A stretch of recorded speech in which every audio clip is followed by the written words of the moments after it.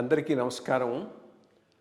IYR talks మొదలుపెట్టి ఎఫెక్టివ్గా postings మొదలుపెట్టి ఒక సంవత్సర కాలం అయింది. ఈ సంవత్సర కాలంలో సబ్స్క్రైబర్స్ బేసు 3,000 నుంచి 33,000 దాకా పెరిగింది.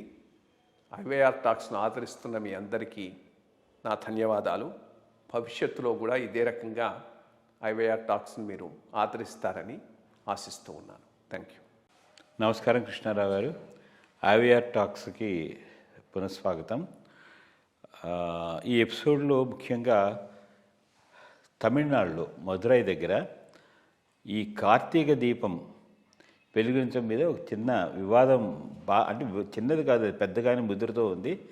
ఆ వివాదం మీద ఏంటంటే జడ్జి గారు రూలింగ్ ఇచ్చారు. మామూలు అంటే అక్కడ ఒక చర్చి ఉంది, మసీదు ఉంది, మన హిందూ ఇది ఉంది. సో అక్కడ చేయని దాని మీద, ఆయన ఇచ్చిన దాని మీద చూస్తే వీళ్ళు చాలా అసహనంగా చూసి చాలా కాంట్రవర్సీ చేసి ఇప్పుడు ఆ జడ్జి గారి జడ్జిమెంట్ మీద పార్లమెంట్కే తీసుకెళ్ళి ఆయన ఇంపీచ్ చేయాలనే ఈ వివాదాన్ని తీసుకొచ్చి ఇది చేసి, అంటే మెయిన్గా మనోభావాలకి దెబ్బతినే విధంగా వాళ్ళు ప్రవర్తిస్తున్నారు. దీని యొక్క పూర్వపరాలు ఏమిటి, అసలు దీని గురించి మీరేమనుకుంటున్నారు? మొట్టమొదట ఫస్ట్ థింగ్, ఇన్నాళ్లకు డిఎంకే షేక్ అవుతూ ఉన్నది.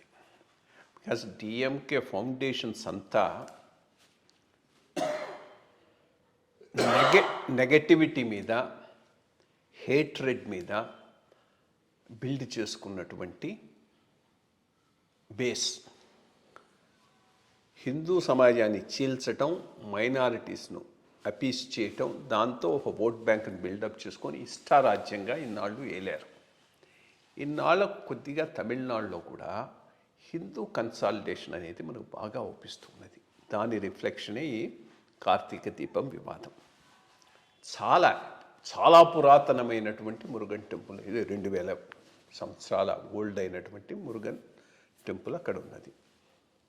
ఆ మురుగన్ టెంపుల్ చాలా ప్రామినెంట్. అక్కడ దీపస్తంభం ఉంది, అక్కడ దీపం వెలిగించేటటువంటి అలవాటు. దీనిని క్లవర్గా కిందికి మార్చేశారు.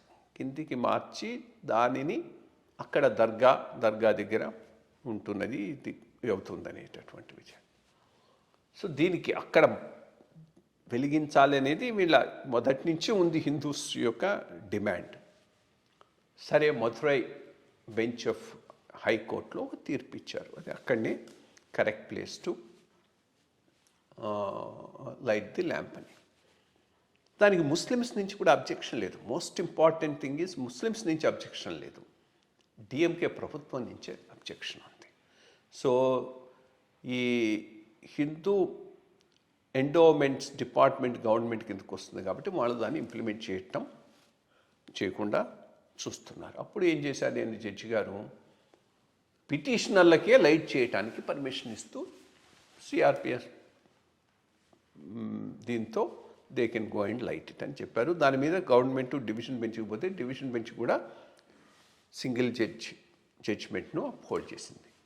So rule of law implement అయ్యే ఏ దేశంలోనైనా కానీ దానిని ఇంప్లిమెంట్ చేయాల్సిన బాధ్యత రాష్ట్ర ప్రభుత్వం మీద ఉంది. అది నెగ్లెక్ట్ చేస్తూ దీపాన్ని వెలిగిస్తామన్న వాళ్ళని వెలగనివ్వకుండా 144 సెక్షన్ ఇది పెట్టి పెద్ద హంగామా చేశారు.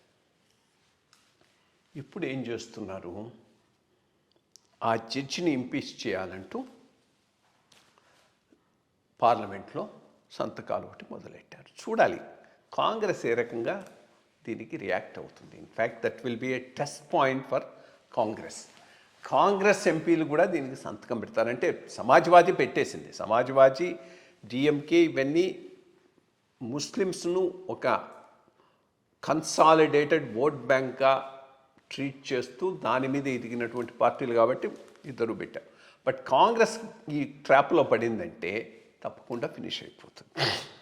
ఇంపీచ్ చేద్దామని పోతున్నారు. ఇది రిడికులస్. ఫస్ట్ ఆఫ్ ఆల్ ఎవరక్కడ, ఐ మీన్ 2000 సంవత్సరాల ఓల్డ్ ఉన్నటువంటి ఒక పురాతనమైన ఆలయం, శాంక్టిటీ, అది అక్కడ లోకల్ ముస్లిమ్స్కి అబ్జెక్షన్ లేనప్పుడు Hindu charitable endowments department under the గవర్నమెంట్కి ఎందుకు అబ్జెక్షన్ ఉండాలి? ఇది most important point. But I think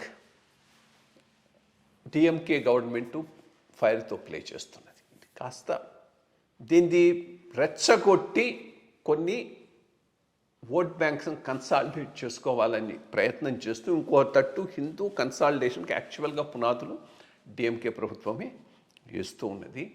so ఇది ఇంపీచ్మెంట్ ఎడిదిరిగిపోదు, ఇంపీచ్మెంటు విల్ ఫెయిల్ బికాస్ వీళ్ళకు నంబర్స్ లేవు. బట్ దీని మీద అయ్యే డిస్కషను ఇంకా కన్సాలిడేషన్ ఆఫ్ హిందూ ఓటుకు వితిన్ తమిళనాడులో దారి తీసేటటువంటి అవకాశం ఉన్నది. ఐఎమ్ గ్లాడ్ పవన్ కళ్యాణ్ గారు కూడా దీని మీద ఇమీడియట్గా రియాక్ట్ అయినాడు. అన్నామలై అక్కడ దీన్ని ముందుకు తీసుకుపోవటానికి ప్రయత్నం చేస్తూ ఉన్నాడు. సో ఓవరాల్గా డిఎంకే గవర్నమెంట్ ఎక్స్పోజ్ అవుతున్నది.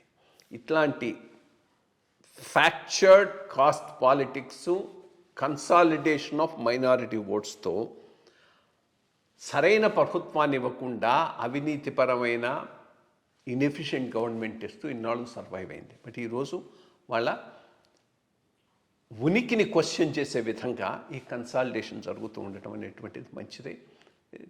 నేను అనుకోవటం ఇది ఒక కొత్త ట్రెండ్ని యాజ్ ఫార్ యాజ్ తమిళనాడు సృష్టించేటటువంటి అవకాశం ఉన్నది. మంచి విషయం చెప్పారండి. Thank you.